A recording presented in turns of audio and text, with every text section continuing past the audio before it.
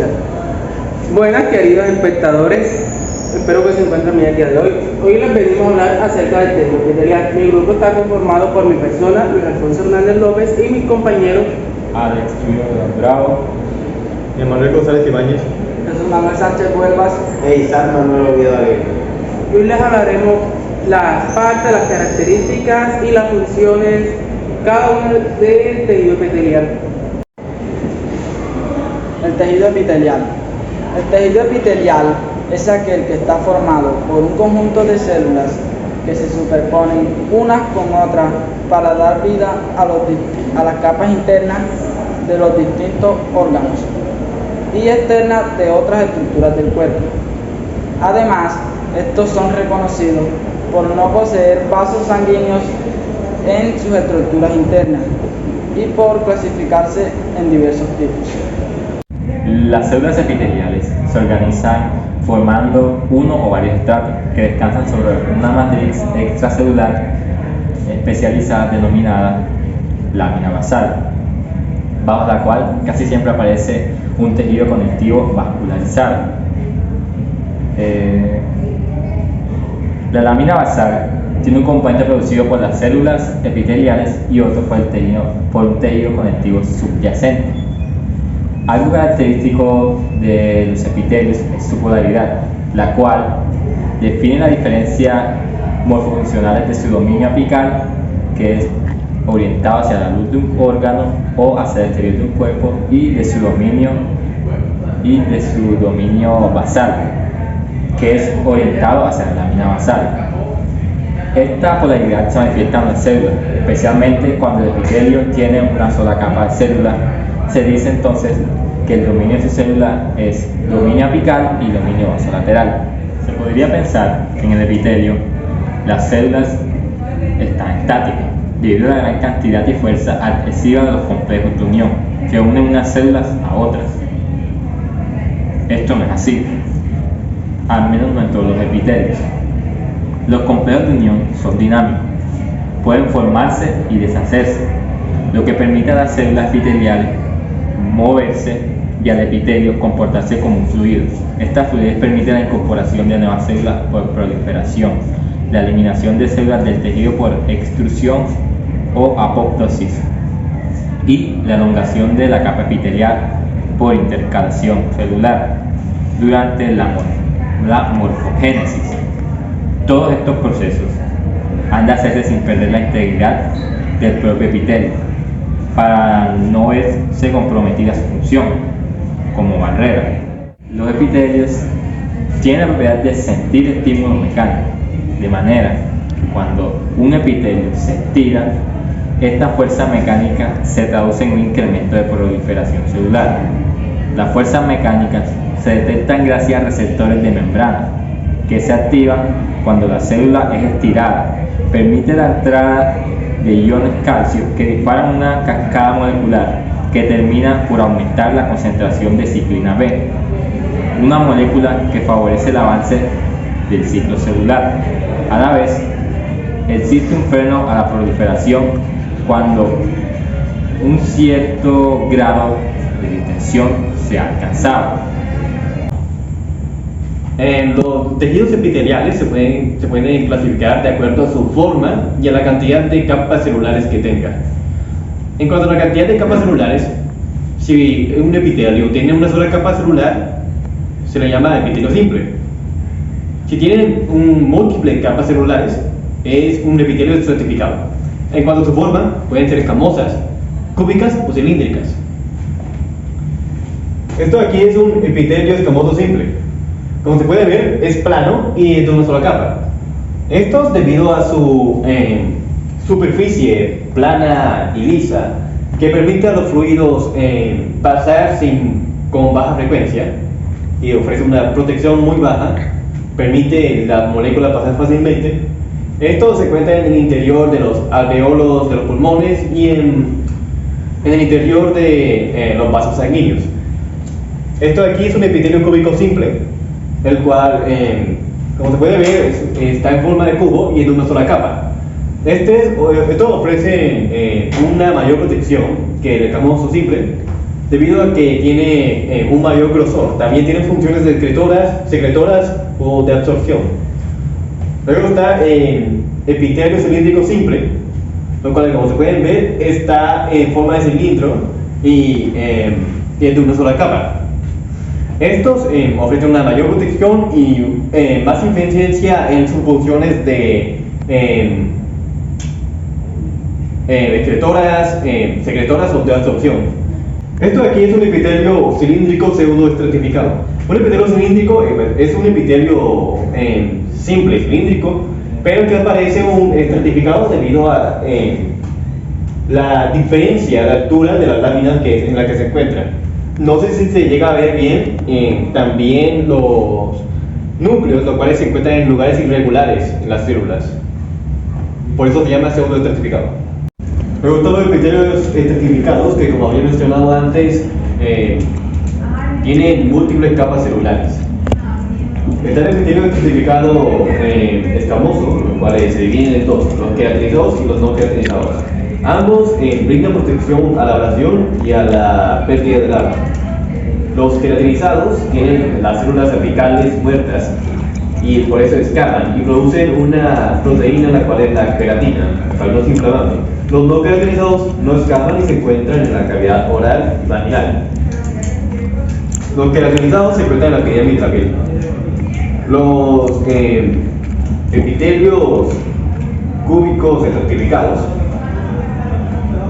pues brindan, al igual que los cúbicos simples, funcionan como capas protectoras y se encuentran en los conductos secretorios de las glándulas sudoríparas. Luego están los epitelios cilíndricos estratificados, los cuales brindan las funciones de protección, secreción y excreción a todos los epitelios cilíndricos. También forman los epitelios sensoriales que detectan distintos estímulos en los órganos. Por ejemplo, se encuentran en las papilas gustativas, la conjuntiva del ojo, las retinas, los oídos. Luego, por último, están los epitelios de transición, que son los tipos de epitelio que son capaces de cambiar de forma. Es decir, cambiar de cúbico a cilíndrico o de escamoso a cúbico. Estos se encuentran en la vejiga y en la uretra. Buenas, hoy les hablaré acerca del epitelio glandular. Es aquel donde las células epiteliales se especializan en recoger las sustancias de la sangre y modificarlas. Estas se pueden clasificar según su número de células y su forma. Pueden ser unicelulares o multicelulares. Y también en la forma como liberan el producto, siendo estas en exocrinas o endocrinas. Las exocrinas son aquellas en donde liberan afuera del cuerpo. Ya pueden ser a través del sudor, la orina o heces, entre otras. Y las endocrinas son aquellas que se quedan en el cuerpo, que liberan y se quedan en el cuerpo. Como por ejemplo aquella que libera el hipotálamo, que queda por acá atrás en el cerebro y es el encargado de segregar serotonina, la cual genera en el cuerpo altos índices de felicidad. Entre ellas también podemos identificarlas como las glándulas salivales, las glándulas sudoríparas, las glándulas acuosas o serosas, entre otras. Por ejemplo, las glándulas serosas, la función que cumplen es que crean cera en nuestros oídos para que no dañen los órganos internos, tales como la tierra, agua, etc.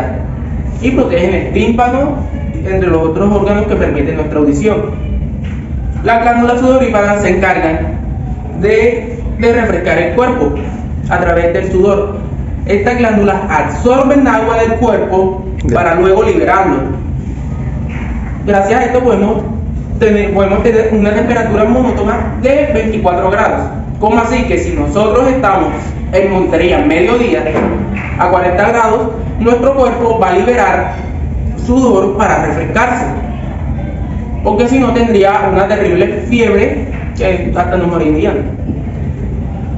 También podemos tener las mucosas, las glándulas mucosas que permiten, entre otras cosas, recoger suciedad dentro del cuerpo para expulsarla, como vulgarmente se le dice el catarro. O también para el tracto intestinal y de la vía al estómago poderlo lubricar. También tenemos las glándulas salivales, las cuales se encuentran en nuestras mejillas y acá el sublingual, que permiten poder tener la boca limpia, como también quitarle los restos de comida, etc. Y estas se renuevan a cada rato. Estas también son muy buenas porque almacenan el ADN más que otras células del cuerpo. Cuando nos piden una prueba de ADN, lo que más nos piden es, además de una muestra de cabello, un tejido, una muestra de nuestra glándula salival. Por eso, porque es donde mejor se almacena el ADN que se transmite a las generaciones. Bueno, entre las funciones de las células epiteliales, una de ellas y de las más importantes es la secreción, ya que muchas células epiteliales pueden segregar macromoléculas con el objetivo de segregar hormonas que regulen gran variedad de funciones en el cuerpo. Un gran ejemplo de esto es el epitelio glandular, ya que este recubre ciertos órganos como la mama, los pulmones, páncreas, etcétera, que segregan estas sustancias para el cuerpo. Una de ellas es la insulina, la cual es segregada por el páncreas. El páncreas lo que hace es que al segregar la insulina regula los niveles de glucosa en el cuerpo, convirtiéndola en glucagón. Cuando una persona tiene problemas en el páncreas, no libera correctamente la insulina, se vuelven insulinodependientes. ¿Cómo así? Que necesitan adquirir la insulina de forma externa, por fármacos, teniendo estos problemas con el azúcar y pudiendo tener a futuro enfermedades como la diabetes tipo 1 o 2, entre otras. También tenemos el metabolismo celular con la tiroxina y el ciclo cardíaco con la noradrenalina, que regula el ciclo cardíaco. Un ejemplo, han visto cuando las personas se quedan con el corazón que les da un infarto, se les pone una inyección de adrenalina para que esta genere noradrenalina y vuelva el corazón a latir. Estos son casos cuando se tiene un paro cardíaco, entre otras. Además de las funciones que les había dicho anteriormente, tenemos la absorción. La absorción permite, a través de microvellosidades, que el epitelio absorba las moléculas de distintos elementos. Un ejemplo de esto es el epitelio cilíndrico intestinal, que está en el tracto digestivo, el cual cuando nosotros consumimos los alimentos y pasan por aquí, absorben las moléculas que llevan los alimentos, ya sea como hierro, magnesio, zinc, la cual esas moléculas se irán a través del vaso sanguíneo a nuestra sangre. Otra de las funciones que tiene el tejido epitelial es la función del transporte. Esta, al tener canales y bombas en sus superficies apical y basal, las células epiteliales transportan sustancias dentro y fuera de sus células. Por ejemplo, las células cilíndricas del ilion transportan hierro desde la luz intestinal a los capilares, y las células cúbicas del tubo renal expulsan el ion de hidrógeno del cuerpo hacia la orina. El epitelio escamoso, que forma membranas serosas y mucosas, así como revestimientos capilares, también están especializados para el transporte de bidirección de sustancias. Otra de las funciones que tiene el tejido epitelial es la función de protección. Esto nos dice que el tejido epitelial forma una barrera selectiva que protege los órganos subyacentes de agresiones mecánicas y químicas, tales como la intoxicación, desgarro e infecciones. Esta es una de las razones por las que el epitelio no tiene vasos sanguíneos. ya que la abrasión podría provocar el desgarro del vaso y el sangrado. Como podemos ver, aquí esto es un ejemplo, un pequeño ejemplo de lo que es la protección. Esto nos muestra que aquí nos protege la piel, nos protege de abrasión. La abrasión que podemos identificarlo, que podemos simbolizarlo, es como el agarrón o aruñones que nos dan. También nos protege de patógenos, así que podemos ver que la protección nos sirve para muchas cosas y nos protege de varias cosas. Por último, y no menos importante, tenemos la función receptora. Esta función nos dice que los epitelios pueden especializarse para recibir información sensorial y traducir esta información en señales neuronales. Un ejemplo es el epitelio cilíndrico pseudoestratificado de la mucosa nasal olfativa. Estas células receptoras epiteliales tienen cilios apicales que detectan las señales químicas olfatorias entrantes.